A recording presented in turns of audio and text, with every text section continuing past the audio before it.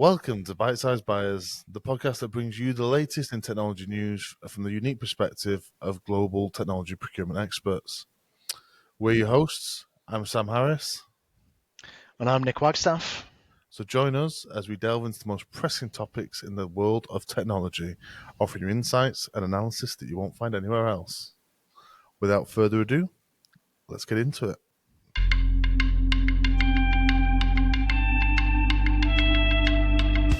So first up today, we have US repatriation, or the ongoing tariffs that, as of at the time of recording, we've heard the latest threat to impose a 200% retaliatory tariff on EU alcohols in response to the EU putting a 50% levy on whiskey from the US. From a technology perspective, this started with the rare earths and metals, and the tariffs that were put on exports from all over the world, really. Canada, Mexico, the EU, obviously China as well. But I think this has got wider impact on the technology sector in general. Agreed. Yep. If we look at the manufacturing of chips or the manufacturing of hardware in places like Taiwan and Korea, Japan, if you look at the delivery of services from global hubs, India, then repatriation to the US is going to, in theory, create a hell of a lot of capacity in all those locations. The question then is, what happens to that capacity? I think it's a really interesting one. I think there's a few angles to this. What does it mean from a US versus rest of the world perspective? So does that mean that they are going to become more centralized? They are going to rely on resources internally more. It's going to be more expensive, for one thing. But then equally, what does it mean for the rest of the world, for that resource that's then available? Does it mean that the pricing is going to go down because they're not getting as much business coming through the US because it's a massive market, particularly to the Indian outsourcers, but equally all of those countries that operate in South America, Central America, have got that time zone capability. Yeah, it floods the market with capacity, doesn't it? Yeah. And the question you've got there is, where does capacity go? Yeah. I think there's a wider point as well to consider. A sort of additional angle is there's not just capacity but skill and quality. India have been a market leader for 30 plus years in the IT services space, as an example. Taiwan long been a leader in advanced chip design. In fact, the only real location at the moment where the most advanced chips can be made. So if the US give up that capacity and other countries, friend and foe, step in to take that capacity, do we ultimately see actually that US companies start to hit a bit of a downward trajectory? The barriers to entry are lower, if not removed entirely, and therefore we see new global market players emerging from the likes of South America, India, China. Potentially. I think equally as well, I think you mentioned about the skills element.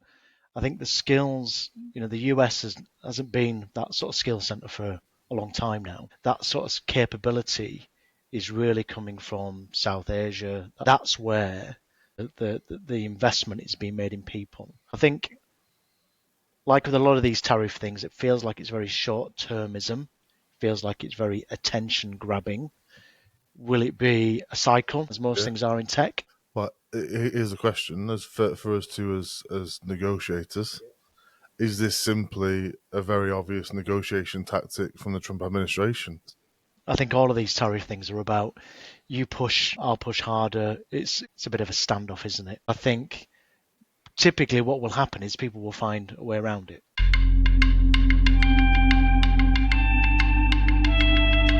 Breaking news about NHS England and how that is effectively ending and it's going to go back into government control. That was announced earlier today. Massive impact on the people in terms of reports of 50% reduction in headcount. I think really understanding what does that mean from a tech perspective, linked to our last conversation about resource, skills, but equally good to get your take on this because you've come from that world. Yeah.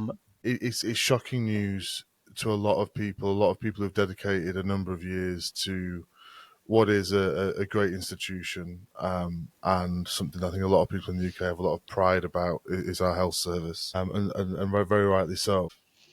I think in terms of the aims that have been stated for NHS England, been around things like digitisation, have been around things like interoperability between systems.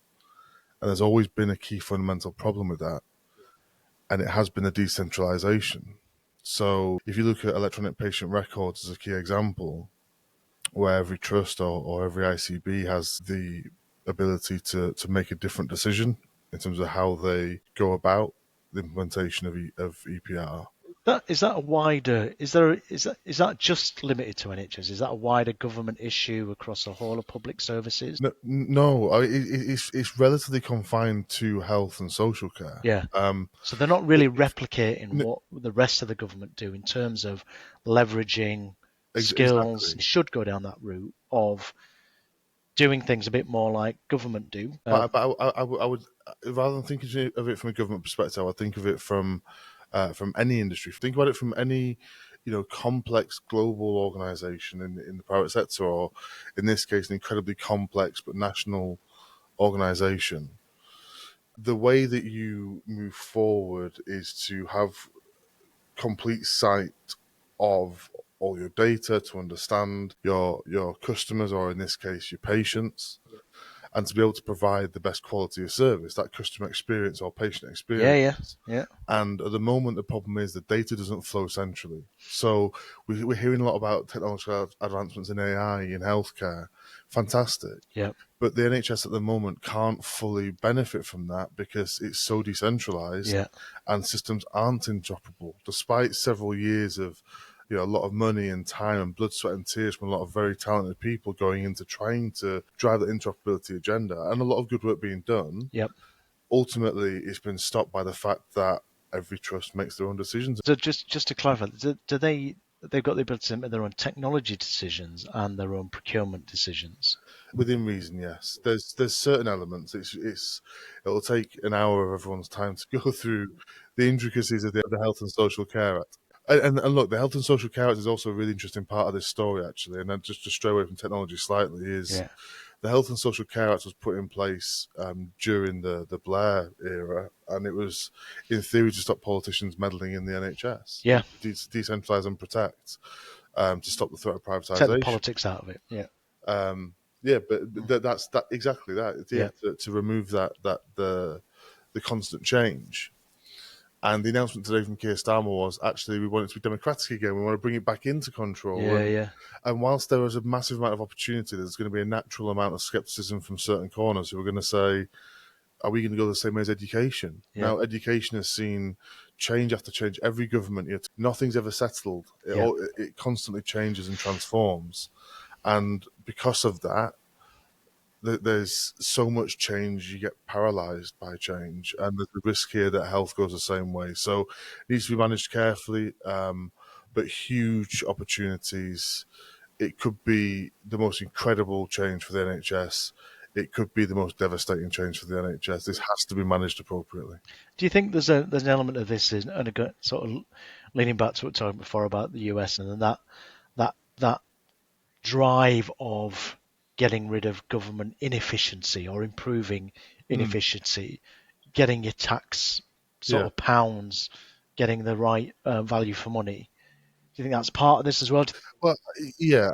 Look, the internal memos that have been quite broadly leaked at NHS England have cited budget a number of times. They're being asked to do more with less, as everybody is. It's always a challenge. Exactly, yeah. So trying to transform, but we're not having the budget to do so, is always a challenge, and therefore changes need to be made. So without sort of thinking too architecturally, you think data is the key, getting that handle on the data. I think data unlocks a lot of capability of the NHS. I think there are other issues as well from an infrastructure perspective. But I think data is where the NHS can flourish, and it feels a little bit like in the 20th century we set up the NHS and had a fantastic NHS, and it was world leading. Yeah. And as we move to the 21st century, we've kind of fallen behind. Yeah. And this could handled correctly and appropriately, this could drag us through the 21st century and prepare us for beyond. But using tech to drive that, I think that's the key thing. It's a massive opportunity, isn't it? The opportunity is endless, and the financial benefit, but more importantly, I think as well, the patient experience, the quality of care could improve immeasurably through this process, and technology will definitely be at the heart of it.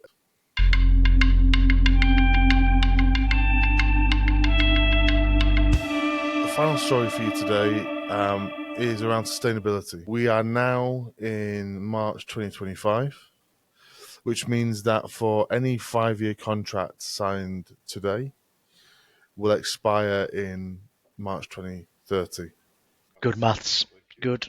Thank you. Well done. Now, why is that important? It's important because a number of organisations made significant sustainability pledges to reduce emissions, carbon footprint by 2030. Yep. And okay, there's been a lot of change in the US, and we've seen some companies who have definitely abandoned those sustainability targets. However, for those who haven't, they need to think that their actions today are going to impact whether or not they meet that target. And for a number of shareholders in organizations, they'll be very keen to see these companies meet their pledges and to support the sustainability agenda.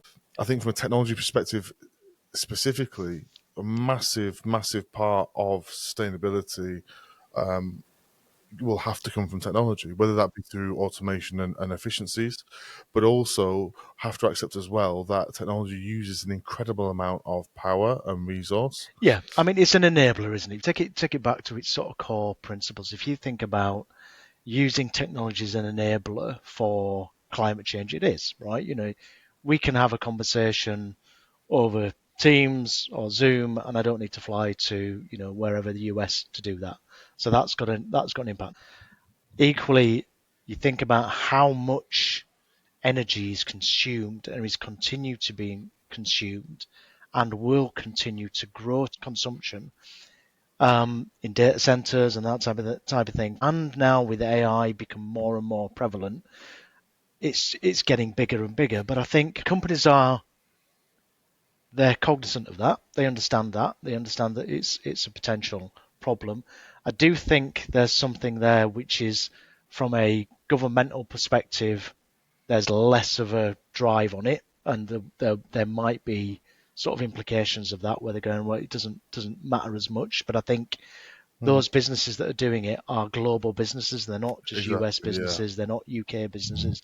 They're global businesses with global footprints and global customers. So they can't think locally like that. They've got to think globally. But equally, you know, when you look at data centers and things, these things are not static. They're always replacing old ones with new, more efficient, more environmentally friendly, more sustainable.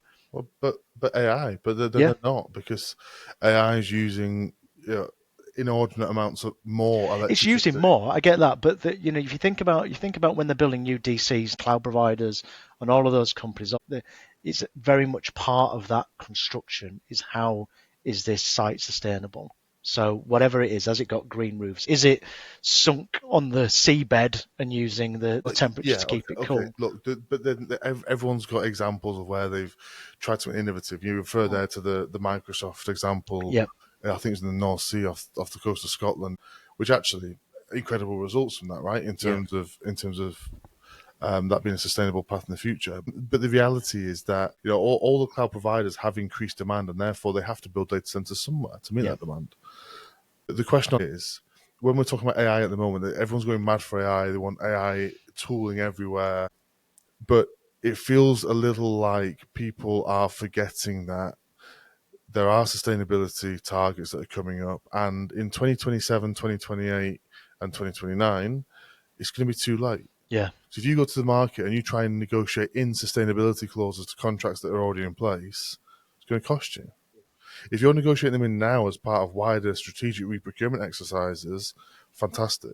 Having a sustainable solution was never going to be the cheapest option anyway, right? It was always about sort of saying, what's the right thing to do? And I think that's where you're probably going to get that, even if it's a sustainability surcharge or something like that says, look, if you want to be in this environment that's got that it hits a net zero figure, it's going to cost you more money.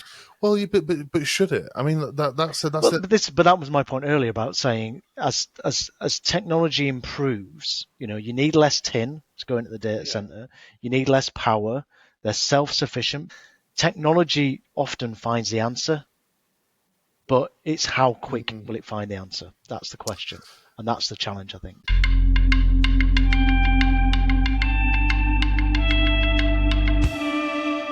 So that concludes another episode of Bite Size Buyers. If you've made it this far, then thank you all very much for listening. We'll be back at the same time next week. If you've got a news story that you'd like to hear us cover or discuss, then please do leave a comment below. And finally, if you've enjoyed the episode, please do remember to support us by giving us a thumbs up and subscribing wherever you listen to your podcasts. I've been Sam Harris. And I've been Nick Wagstaff. Until next time.